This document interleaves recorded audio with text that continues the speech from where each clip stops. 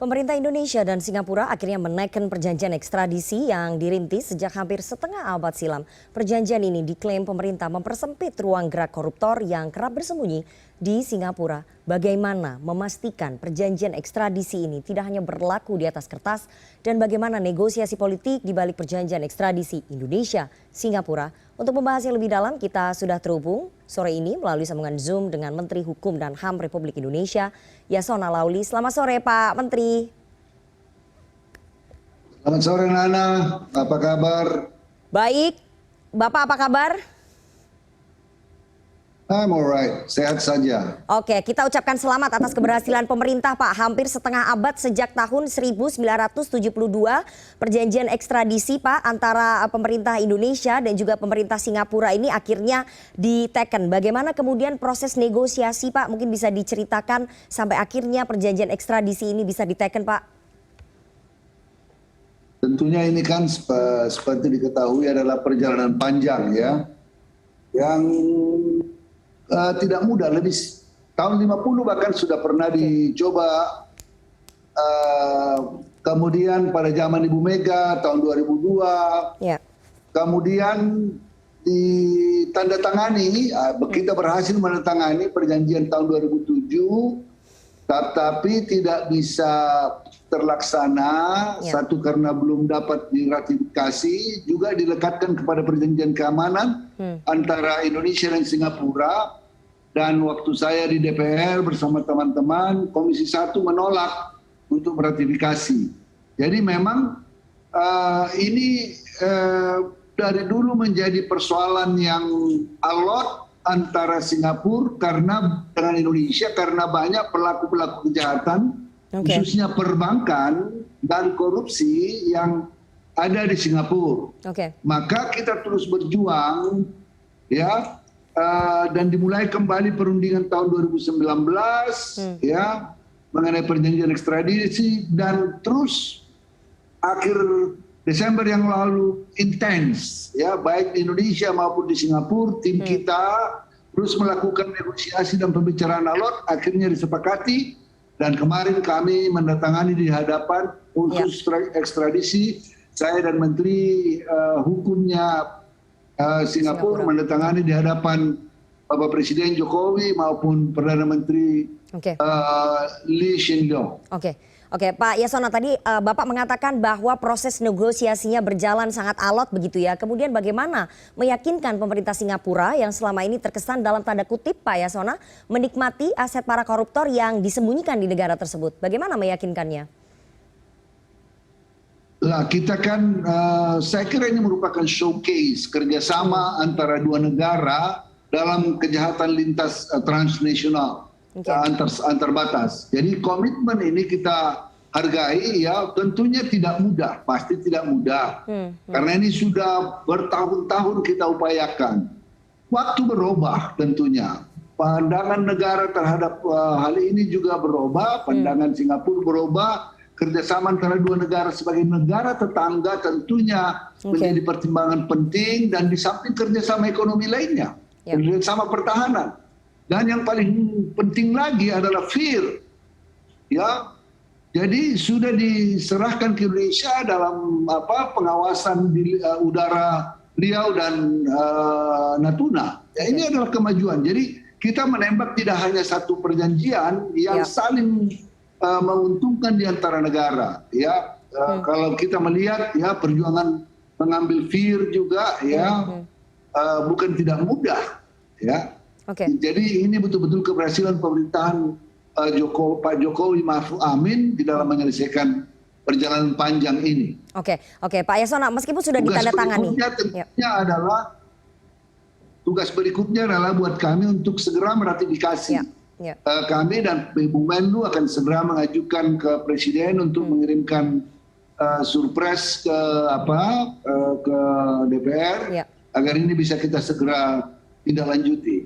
Saya juga selesai penandatanganan kemarin ini, langsung Bapak Ketua KPK mengucapkan selamat dan mengatakan ini sangat baik dan kita akan menindaklanjutinya karena seperti yang disampaikan juru bicara KPK tadi, ada beberapa hal yang perlu ditindaklanjuti di sana. Baik, oke Pak Yasona, proses ratifikasi akan segera berlangsung begitu ya di DPR setelah kemudian surpres ini dikirim. Tapi yang menarik bagaimana kemudian meyakinkan DPR untuk bisa menerima Pak? Karena sebelumnya perjanjian ekstradisi sudah pernah diteken tapi proses ratifikasinya kemudian ditolak oleh DPR. Nah kalau ini saya kira semua, saya melihat ya sejak perjanjian ini ditandatangani respons positif seluruh masyarakat sangat terlihat. Media masyarakat di media sosial, saya kira teman-teman DPR juga sudah mengantisipasi dan sudah akan sepakat dengan ini. Saya percaya itu ya.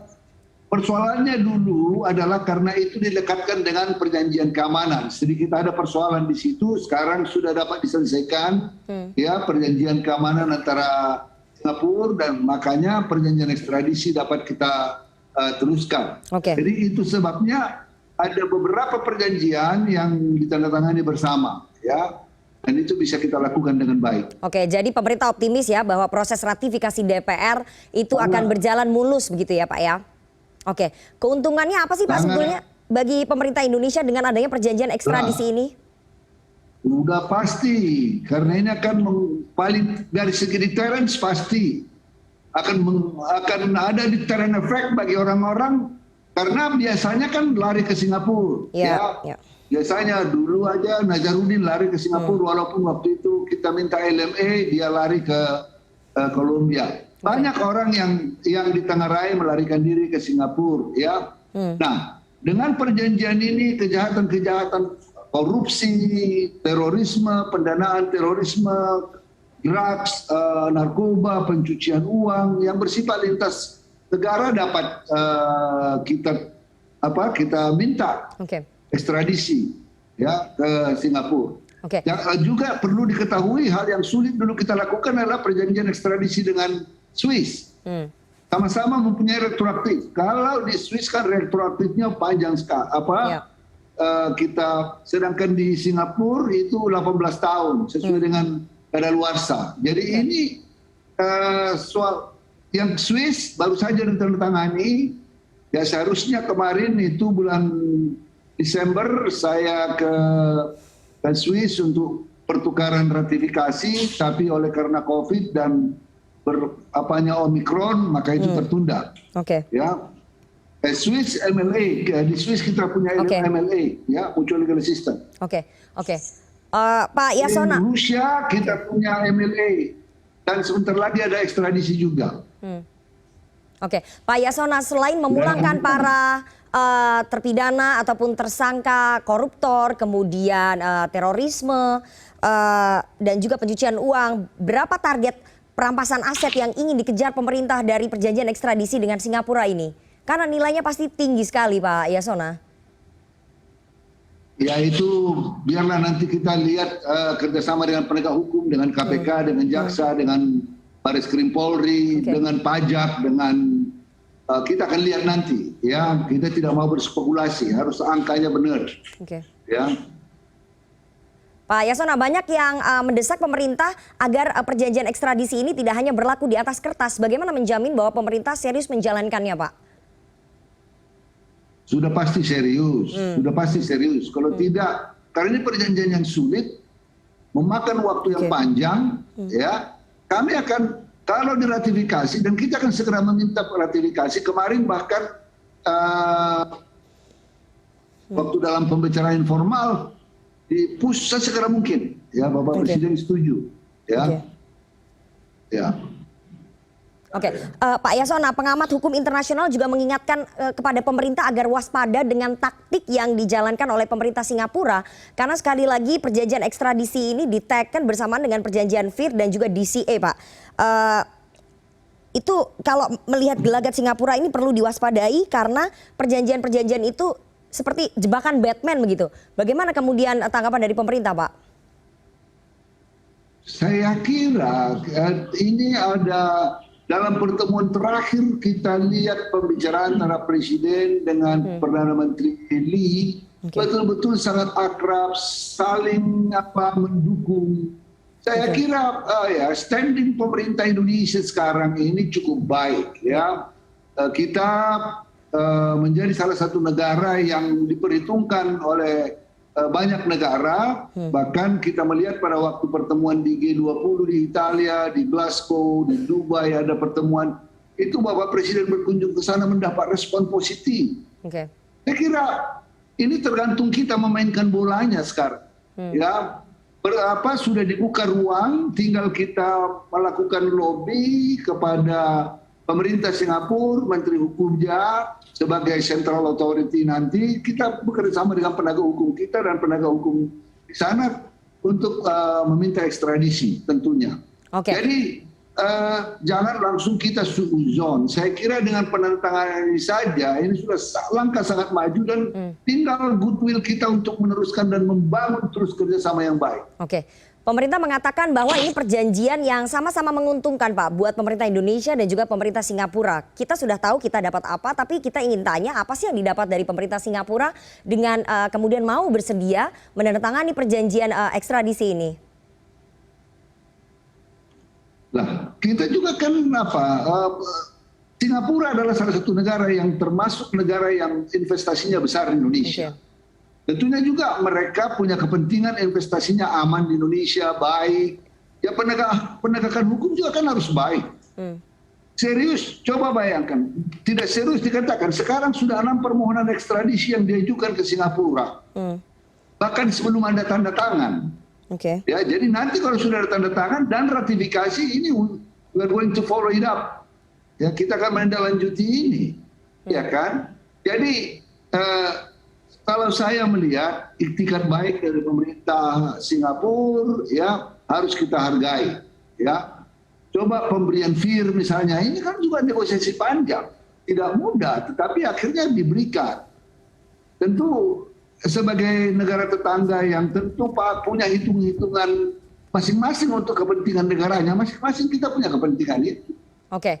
Jadi dengan negosiasi, dengan lobby, dengan diskusi yang baik, barangkali ini bisa backlog ataupun barriers, ya communication barriers dan lain-lain itu dapat diselesaikan. Oke. Ya. Artinya pemerintah optimis karena ya? Satu hal ya. Ya, karena satu hal komitmen determinasi presiden ya Bapak Presiden Jokowi betul-betul kuat ya mendorong kita semua untuk menyelesaikan ini. Maka dengan determinasi yang kuat itu kita terus mendorong sehingga tercapai kesepakatan. Oke Pak, dengan perjanjian ekstradisi ini apakah akan dibuat tim khusus begitu Pak dari pemerintah untuk bisa melis ataupun mendata dan juga membawa pulang para koruptor yang kemudian bersembunyi ataupun menyembunyikan asetnya di Singapura, Pak? Sudah pasti kerjasama dengan para penegak hukum. Kami di Kementerian Hukum dan HAM sebagai Central Authority kan akan menampung dari permohonan dari APH, para penegak hukum. Tentu ada tim. Juga nanti sama halnya dengan Swiss, ya kita akan membentuk tim. Dan di negara-negara lain. Tapi yang khusus yang dua ini barangkali yang perlu kita seriusi. Oke. Kita tunggu nanti bagaimana proses politiknya di DPR karena sekali lagi perjanjian ekstradisi ini tidak bisa serta-merta langsung berlaku karena menunggu ratifikasi di DPR karena pemerintah optimis bahwa DPR dan juga publik akan merestui begitu ya Pak ya. Ratifikasi ini, tapi sekali lagi kita tunggu nanti bagaimana proses politiknya dan semoga nanti pemerintah Singapura mau menepati perjanjian yang sudah diteken bersama dengan pemerintah Indonesia dan para koruptor yang bersembunyi di Singapura dan aset-asetnya bisa kembali ke tanah air. Terima kasih sekali Menteri Hukum dan HAM Republik Indonesia Pak Yasona Lauli atas waktunya kepada CNN Indonesia Newsroom sore hari ini. Sehat selalu Pak Yasona. Terima kasih. Bahkan teman-teman DPR sudah beberapa mengucapkan mereka siap. Ya, jadi ini saya kira teman-teman Komisi 3 akan siap. Nanti ada raker kita, barangkali mereka juga akan menanyakan ini kepada saya. Oke. Terima kasih. Terima kasih Nana. Baik. Terima kasih Pak Yasona, sehat selalu.